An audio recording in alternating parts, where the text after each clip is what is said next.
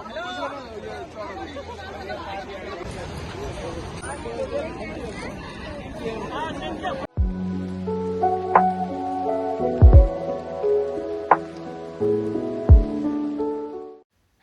আমি শ্রেয়া। আমার channel heavens ডায়েরির নতুন একটা ভিডিওতে তোমাদেরকে অনেক অনেক ওয়েলকাম। আশা করছি তোমরা সবাই খুব খুব ভালো আছো, আমিও বেশ ভালো আছি। এর আগের ভিডিওতে তোমাদেরকে দেখিয়েছিলাম 2 দিনে মুসৌরি ভ্রমণ, এবং মুসৌরি থেকে আমরা হরিদ্বার এসে পৌঁছেছিলাম। সেই ভিডিও যারা দেখোনি তারা অবশ্যই আমার চ্যানেলে গিয়ে ভিডিওটা দেখে আসতে পারো। আশা করছি ভালো লাগবে। হরিদ্বারে নেমে স্নান করে ফ্রেশ হয়ে লাঞ্চ করে এখন আমরা চলে এসেছি গঙ্গার ঘাটে গঙ্গা আরতি দেখব বলে। আর গঙ্গা আরতি যে জায়গাটায় হয়, মানে হরিদ্বারের মেন যে মন্দিরগুলো গঙ্গার ঘাটে রয়েছে, সেই ঘাটটার নাম হলো হারকি পাউরি ঘাট। সেখানেই হবে আরতি। এখন আমরা সেদিকেই হেঁটে হেঁটে যাচ্ছি। অটো আমাদেরকে অনেক আগে নামিয়ে দিয়েছে, সেখান থেকে হেঁটে হেঁটেই আমরা আসছি। চিনতে কোনো অসুবিধা হবে না, এখানকার মানুষজন প্রচুর হেল্পফুল। আর চারিদিকে প্রচুর প্রচুর মানুষ ওই আমাদের মতো একই দিকেই যাচ্ছে আরতি দেখবে বলে। তো আমরা সেখানে চলে এসেছি। আর কত হাজার হাজার মানুষ এখানে আগে থেকেই চলে এসেছে দেখো। প্রচুর ভিড় ওই আরতি দেখার জন্য। ভীষণ সুন্দর একটা জায়গা, ভীষণ ভালো লাগছে, মন যেন এক ঝটকায় শান্ত হয়ে গেল। গঙ্গার ওপরে আমরা একটা কৃত্রিমভাবে তৈরি জায়গায় বসে রয়েছি। আমাদের পিছনেও গঙ্গা নদী রয়েছে, সামনেও গঙ্গা নদী রয়েছে। অদ্ভুত একটা সুন্দর জায়গা। আর জলের স্রোতটা এখানে দেখো শুধু। আর ওই যে দেখতে পাচ্ছ ব্রিজের তলায় আলোগুলো জ্বলে উঠছে, ওখানেই হবে মেন আরতি। এখন প্রায় শুরু হতে যাচ্ছে আরতি, 5:30 থেকেই শুরু হবে আরতি। আর এই জায়গাটা ভীষণ রকম সুন্দর লাগছে। ওপরের যে ব্রিজটা দেখা যাচ্ছে, ওটা আরতি শেষে উঠতে দেয়, কিন্তু তার আগে কিন্তু উঠতে দিচ্ছে না। আর এখানে ভালো করে বসে আরতি দেখার জন্য প্রায় বিকেল 3টে থেকেই ভিড় জমতে শুরু করে। তখন তো আমরা আসতে পারিনি, তাই দেরিতে এসে কোনো রকমে একটা বসার জায়গা পেয়েছি। তবে দেরিতে এসেও ভালোভাবেই আমরা আরতিটাকে উপভোগ করতে পারলাম। আরতি দেখা কমপ্লিট। ওই 10 মিনিট মতো আরতি হয়েছে। আস্তে আস্তে এখন মানুষের ভিড়ও কমতে শুরু করেছে। আমরা এখন পায়ে হেঁটে পুরো জায়গাটা দেখছি।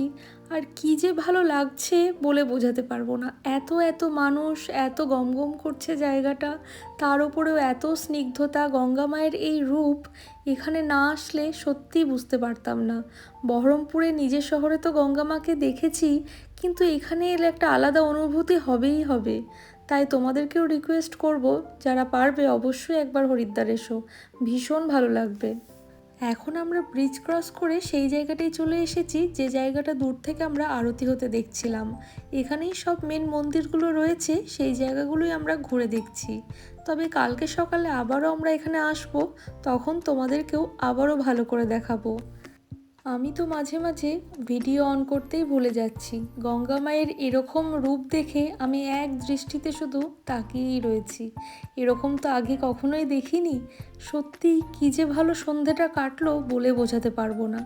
যাই হোক, অনেকটা সময় এখানে কাটিয়ে এখন আমরা চলে এসেছি হোটেলের সামনে। আর এখান থেকে পায়ে হেঁটে 2-3 মিনিট গেলেই অনেক বড় সোয়েটারের মার্কেট রয়েছে। সকলেই সেদিকেই গেছে, আমরাও এখন সেদিকেই যাচ্ছি। প্রচুর বড় মার্কেট রয়েছে। আর এই মার্কেট বলে নয়, হোটেলের নিচেও প্রচুর প্রচুর দোকান রয়েছে, যেখানে বিভিন্ন রকম সোয়েটার রয়েছে। তাই সকলেই এখন কেনাকাটা করতে ব্যস্ত, আর আমিও একটু কেনাকাটা করে নিই।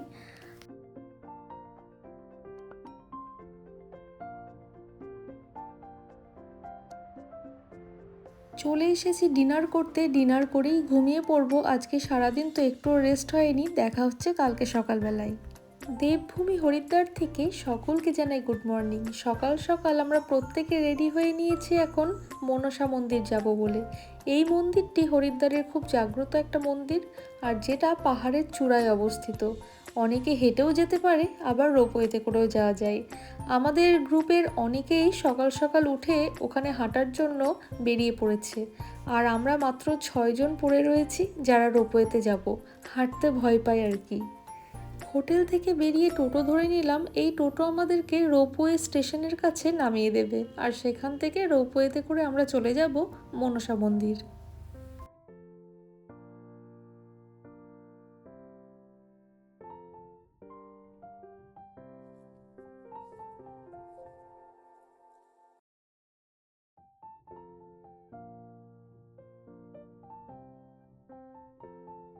আমরা চলে এসেছি এখন রোপওয়ে কাউন্টারের কাছে। আর আপ ডাউন রোপওয়ে ভাড়া হচ্ছে পার পারসন 140 টাকা করে। আর খুব একটা পাহাড়ের উঁচুতে নয় এটা, অনেকেই হেঁটে যাচ্ছেন, মনে করলে হেঁটে যাওয়াই যেত। যাই হোক, আমরা 6 জন এখন রোপওয়েতে উঠেছি। প্রত্যেকটা রোপওয়েতে ওই 3 জন করে ওঠা যাবে আর কি। সকাল সকাল এই মিষ্টি রোদের আলো চারিদিকে ছড়িয়ে পড়েছে, আর তার মাঝখান দিয়ে আমরা রোপওয়েতে করে পাহাড়ের চূড়ায় উঠছি। এর একটা আলাদাই অনুভূতি। আর এখান থেকে ওই দূরে হরিদ্বার শহরটাকেও দেখা যাচ্ছে, গঙ্গা নদীও দেখা যাচ্ছে, খুব ভালো লাগছে দেখতে। চারিদিকটা ভীষণ সুন্দর লাগছে। এই কথা বলতে বলতেই আমরা কিন্তু প্রায় পৌঁছেই গেছি এখানে।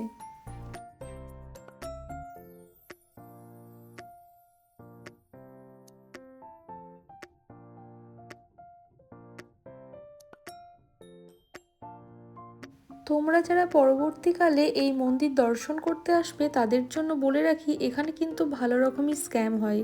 ওই নিচে থেকে শুরু করে ওপর পর্যন্ত প্রচুর ডালার দোকান রয়েছে, তবে সব কিছুই কিন্তু বিভিন্ন দামের। আর জিনিসপত্র ওই একই রকমই রয়েছে, তাই একটু দেখে শুনে কিনতে পারলেই ভালো। আর এখানে এসে কোথায় যে ঠিক পুজো দেবো সেটা বোঝা যাচ্ছে না। বিভিন্ন জায়গাতেই পাণ্ডারা বসে রয়েছেন ঠাকুর দেবতাদের মূর্তি নিয়ে। তবে মেন মন্দির এখানে একটাই রয়েছে, সেই দিকেই আমরা এখন এগিয়ে যাচ্ছি। এটাই হচ্ছে মূল মন্দির। আর এখানে আসার আগেই আমরা যে ভোগ কিনেছিলাম সেটা নিবেদন করেছি। মন্দির দর্শন করে এখন আমরা বাইরে চলে এসেছি। আর এখান থেকে আবার আমরা রোপওয়ে কাউন্টারের দিকে যাব একটু বাইরে দাঁড়িয়ে থেকে। এই যে দেখো, মাথার ওপর দিয়ে রোপওয়েগুলো আবার নিচে নেমে যাচ্ছে, বা কিছু রোপওয়ে আবার উঠে আসছে। ভীষণ সুন্দর একটা জায়গা। আর ওই যে দূরে গঙ্গা নদী দেখা যাচ্ছে।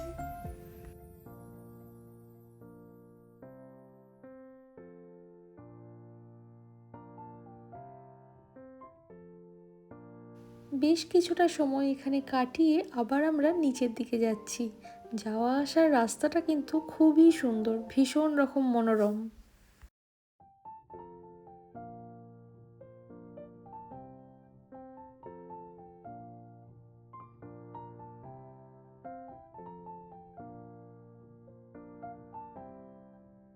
মন্দির থেকে হোটেলে ফিরে ব্রেকফাস্ট করে এখন আমরা প্রত্যেকে রেডি হয়ে নিয়েছি গঙ্গা স্নান করতে যাব বলে।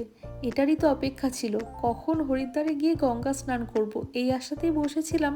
ফাইনালি সেই অপেক্ষার অবসান ঘটিয়ে এখন আমরা প্রত্যেকে চলে এসেছি হারকি পাউরি ঘাটে, যেখানে কালকে সন্ধেবেলায় আরতি দেখতে এসেছিলাম সেই জায়গাটায়। তবে ওই ঘাটটা নয়, একটু দূরে গঙ্গার এই পাড়টাই আমরা স্নান করব।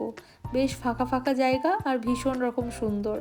এখানে কিন্তু চেঞ্জিং রুম রয়েছে, তাই কোনো অসুবিধেই নেই। আর জলটা দেখে জাস্ট মনে হচ্ছে কখন নামবো। তবে নামতে গিয়ে যা হলো কি আর বলবো, একদম যেন মনে হচ্ছে বরফ গলা জলে হাত দিচ্ছি, এতটাই ঠান্ডা। প্রথমে তো ভাবছি আমার হাত পা অবশ হয়ে গেছিলো, কিন্তু আস্তে আস্তে ঠিক হলো। বেশিক্ষণ জলে থাকতে পারিনি, এতটাই ঠান্ডা আর এতটাই জলের স্রোত। এই জন্যই পুরো হরিদ্বারে গঙ্গার দুই পাশেই এরকম রেলিং দিয়ে ঘেরা রয়েছে, আর চেনও রয়েছে যাতে চেন ধরে প্রত্যেকে স্নান করতে পারে। আমরাও বেশ কিছুক্ষণ স্নান করলাম, তারপর উঠে পড়েছি। আর এত সুন্দর লাগছে জায়গাটা, তোমরা একবার দেখো। আর ওই যে ওই পারে দূরে পাহাড়টা দেখতে পাচ্ছ, ওরই মাথাতেই কিন্তু মনসা মন্দির, যেখানে আজকে সকালবেলাতেই গেছিলাম। ভীষণ রকম সুন্দর লাগছে। যেমন কালকে সন্ধেবেলাটা উপভোগ করেছি এখানে, ঠিক তেমনই সকালবেলাটাও খুবই ভালো লাগছে। এই গঙ্গার ধারে এলে আর ফিরতে ইচ্ছে করছে না। ভীষণ রকম সুন্দর একটা পরিবেশ। গঙ্গা স্নান সেরে এখন আমরা যাচ্ছি মন্দির দর্শন করতে। কালকে যেখানে আরতি দেখেছিলাম সেই জায়গাটাতেই যাচ্ছি, গঙ্গার ধার বরাবর হেঁটে গিয়ে ব্রিজ ক্রস করব। আর ওই যে দূরে লাল রঙের ব্রিজগুলো দেখা যাচ্ছে, ওগুলো কিন্তু টেম্পোরারি ব্রিজ, এখন চালু নেই। কিন্তু যখন কুম্ভ মেলা হবে তখন তো প্রচুর মানুষের ভিড় হবে, সেই জন্য এগুলোকে করে রাখা, তখন ওগুলো ইউজ করা হয়। এই জায়গাটিতেই মেন মন্দিরগুলি রয়েছে এবং আশেপাশে আরও ছোট ছোট অনেক মন্দির রয়েছে। ভীষণ সুন্দরভাবে দর্শন করলাম আমরা এবং অনেকটা সময় এখানে কাটালাম।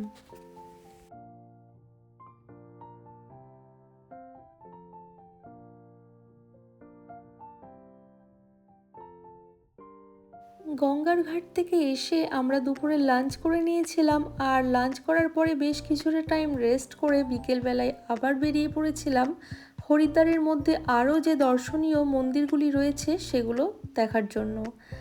আর আমরা যে গাড়িগুলোই উঠেছি এটা টোটো আর অটোর একটা লেটেস্ট ভার্সন, যেটা এই হরিদ্বারেই দেখলাম আমি প্রথম।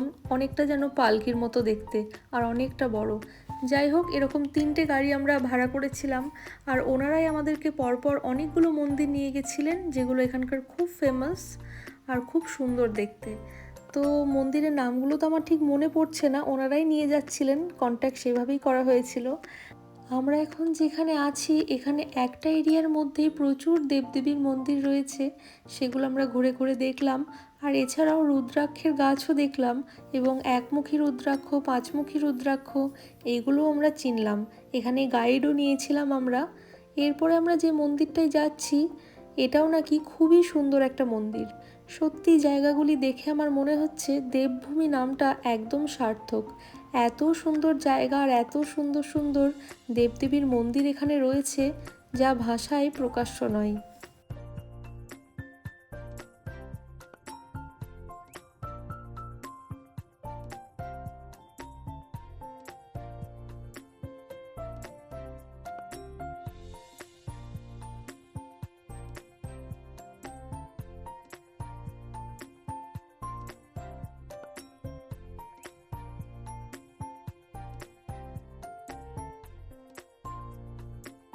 এখন আমরা যেখানে এসেছি এটা একটা শীষমহল মন্দির বা কাঁচের মন্দির এনারাই বলছেন। ভীষণ রকম সুন্দর, চারিদিক একদম ঝকঝক করছে কাঁচের কারুকার্যে, আর এতটাই নিখুঁত কাজ। আর সেখানে এত সুন্দর সুন্দর দেবদেবীর মূর্তির করা রয়েছে, দেখে যেন চোখে একদম সার্থক হয়ে যাচ্ছে। আমরাও দেখি আর আমাদের সাথে সাথে তোমরাও দেখো।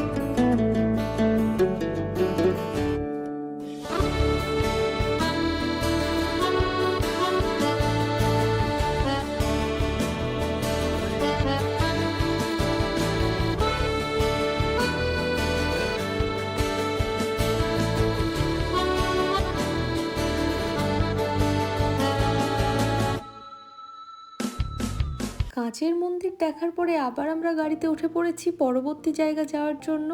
আর প্রত্যেকটা মন্দিরে কিন্তু ক্যামেরা বা ফোন অ্যালাউ নেই, তাই প্রত্যেকটা অবশ্যই দেখাতে পারছি না, তবে যেগুলো অ্যালাউ করেছে তোমাদেরকে দেখাচ্ছি। এখন যে মন্দিরটায় এসেছি এটার ব্যাপারে কি যে বলি তোমাদেরকে, পুরো একটা ভুলভুলাইয়া। আমরা যেদিকেই যাচ্ছি যেন হারিয়ে যাচ্ছি।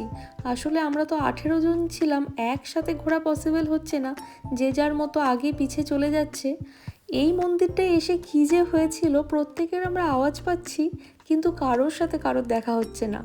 এমন একটা জায়গা, পুরো গুহার ভেতরে মন্দিরটা, যেদিকেই যাচ্ছি একটা করে সুড়ঙ্গর মতো রাস্তা রয়েছে। কি অসাধারণ করেছে কি বলবো। এই যে দেখো, এখন আমরা মনে হচ্ছে গুহার মধ্যে দিয়ে যাচ্ছি। খুব মজা করেছি, এটা যেন একটা অ্যাডভেঞ্চার হয়ে গেছে আমাদের কাছে। মন্দির কম, গুহা অ্যাডভেঞ্চার এগুলোই বেশি। কারোর সাথে দেখা হচ্ছে না কিন্তু প্রত্যেকের আওয়াজ পাচ্ছি শুনতে, আমাদের বাড়ির লোকজনেরই। এত মজা লাগছিল, আর অসাধারণ কারুকার্য। অনেক অনেক দেবদেবীর মূর্তি রয়েছে, সেখানে পুজোও হচ্ছে। ভীষণ সুন্দর লাগছিল ভিতরটা দেখতে।